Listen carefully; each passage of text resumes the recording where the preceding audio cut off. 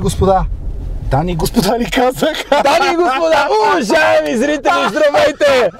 Намираме се тук в един специален автомобил на път, заедно с Симо. Дестинацията е неизвестна, защото караме без път и без посока. Дани, на тебе как ти казват всъщност, освен лудия репортер? Защото това с лудия репортер, аз ако бях на твое име, щеше да ми писне. Значи понякога ми викат на дарения Дани, но това само хората, които ме познават малко по-добре. За останалите съм просто Дани или лудия репортер. Виж какво, нека ти кажа, аз също добре те познавам и не мисля, че си чак толкова надарен. Брат, не се разваля така магията. Знаеш, една лъжа не трябва да се казва пред децата. Не, казали са си го по HBO, не разваляй. Какво бе? Не оставя истината да развали края на хубавата история. Точно така. Това не беше така. Това не беше така. Така че, добре, както и да е. Дани, ние сме избрани и то, голяма чест е да бъдем заедно лица на една кампания за безопасно шофиране, насочена към младите шофьори до 26 години, организирана от Съюза на българските автомобилисти. Да, и аз се радвам, че наистина имаме шанс и така хората са ни... Нещо смислено. Да, смисъл, между другото тези неща остават. Малко или повече остават. Естествено. Ти кога взе книжка, между другото? Взех книжка на 19 години от третия път за съжаление или за радост, от третия път взех книжка. Началото ме комплексираше, обаче в интерес на истината да ти кажа, не е важно от кой път вземеш книжка, важното е да вземеш книжка, когато наистина си готов да имаш тази отговорност, защото това е отговорност преди всичко според мен. Знаеш ли колко интересно? Според мен нещата стават, когато трябва да станат. Може би не си взел книжка от първи път, защото просто не си бил готов. Да, между другото, точно така. Първо не съм бил готов, второ не съм бил... Знаеш ли какво си мисля? Че притеснението много пречи и при взимането на книжка, и при шофирането по принцип в каквито и да е обстоятелства. 100%. Защото дори когато си комуникираш с даден човек, дори когато си мъж и комуникираш с жена, и когато си жена комуникираш с мъж, притеснението винаги пречи. Никога притеснението не помага за нищо. Никога не е съюзник.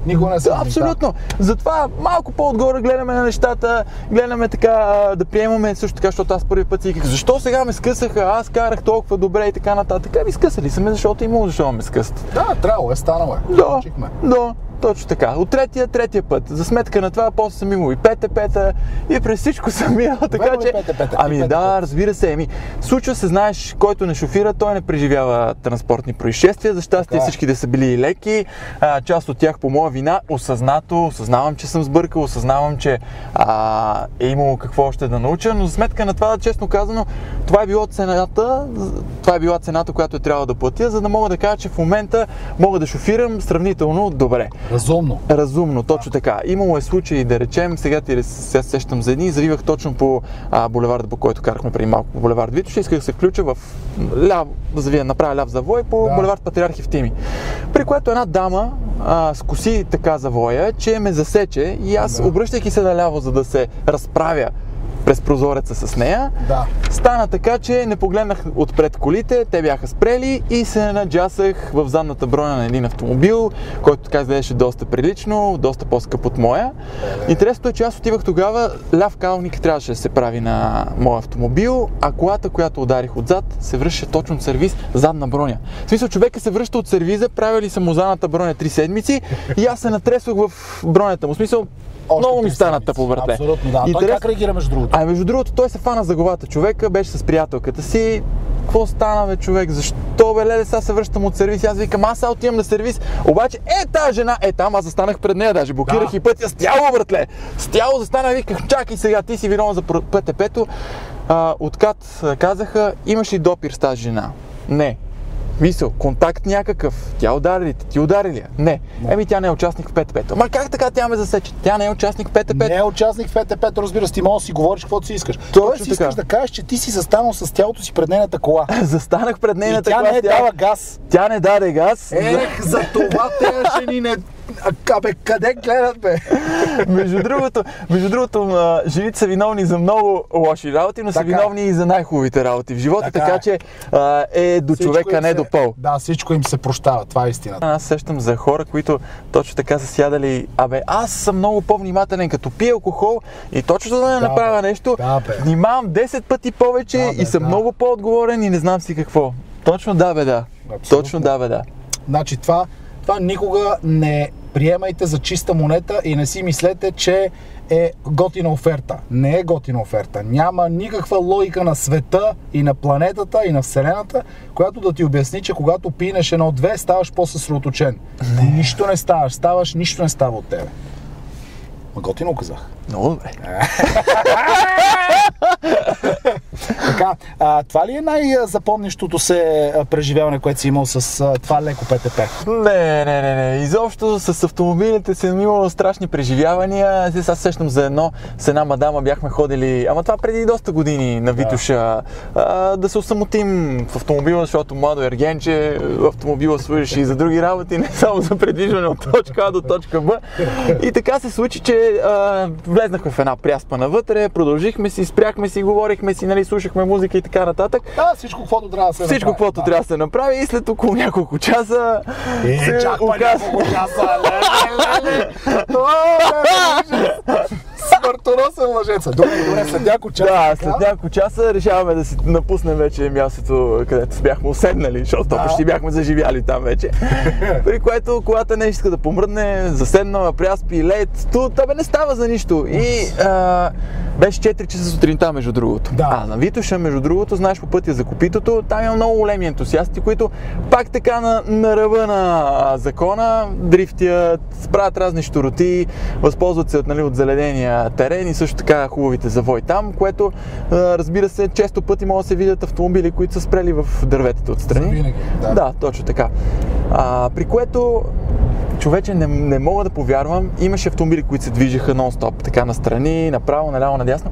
В един момент, братле, аз вече викам, край няма автомобили, на кой да звъня, кой ще викам, кой ще таком. И знаеш, минават две коли една за друга, махам, те ме подминават. Викам, край, това ми беше последния шанс, викам, бейби, нещата опряха до това, че кефа продължава. Тя къв кеф, човече, аз трябва да се прибирам, утре това, утре онова, не може. Тя се притесни и вика, сега ще звъня на баща ми, викам, не на баща ти, само не на баща ти, викам, как на какво ще обясня на баща ти? Смисъл, ама кой друг, кой това не е?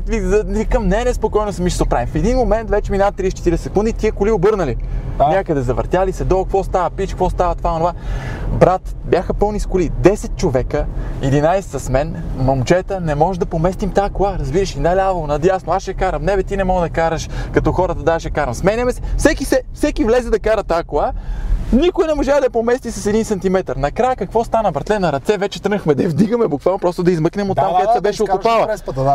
И тя с предно или с задно? Беше 4x4 на всичкото отгоре. 4x4, да, човече. Ами ето това също има отношение, между другото е интересно да се каже. 4x4 не означава, че ти във всяка една ситуация можеш да реагираш и да излезеш. Даже напротив, 4x4 понякога ти вдъхва една фалшива увереност, че ти във всяка една ситуация можеш да реагираш. Когато беше 4x4, постоянно зацепено и не можах да излезна след може би повече от половин час опити напред, назад, наляво, надясно. Накрая наляво, надясно. Ами смисъл, нали знаеш, че хубавите или лошите преживявания сплотяват хората. Искам ти кажа, че с това момиче станахме много сплотени за така по-продължителен период от време, но в крайна сметка имам и други истории, свързани този път не с някакъв със скал.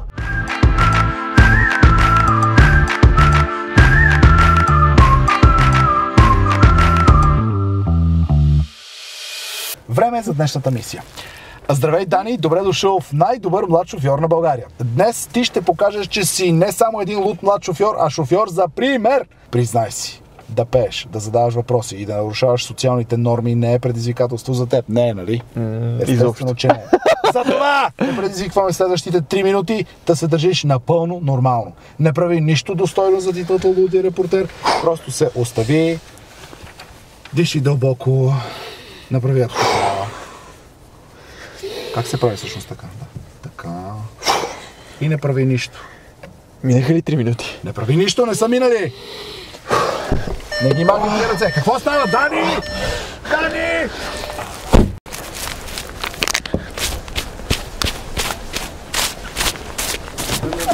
Бате! Бате, ще го направим като ново, бате! Бате, като ново ще ти стане тук много по-хубаво. Бате, дай някой лев, бате! Бате, децата! Батко, ще го оставим замазано така, ако не дадеш някой лев, бате! Бате, дай някой лев, ти казах, бе, бате! Абе ще ти дигна чистачката, така ще караш сега по светофарите на България, София. Ще те пусна на лудия. Дай 50 стинки, бате. Бате, ще оставим колата така. Мръсна. Слушай ме хубаво, бате. Дай 50 стинки.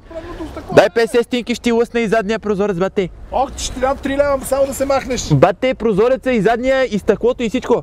Махни се! Всичко за 1 лев. Всичко за 1 лев. Ще остава колата така. Ще ти остава колата така, няма да се разбера. Бате, дай 50 стинки без нищо да правим и си ходим, а? Аре бе! Айде, чао. Чай парцала тук, стъклото, чистачката. Бате, като ново е, погледни!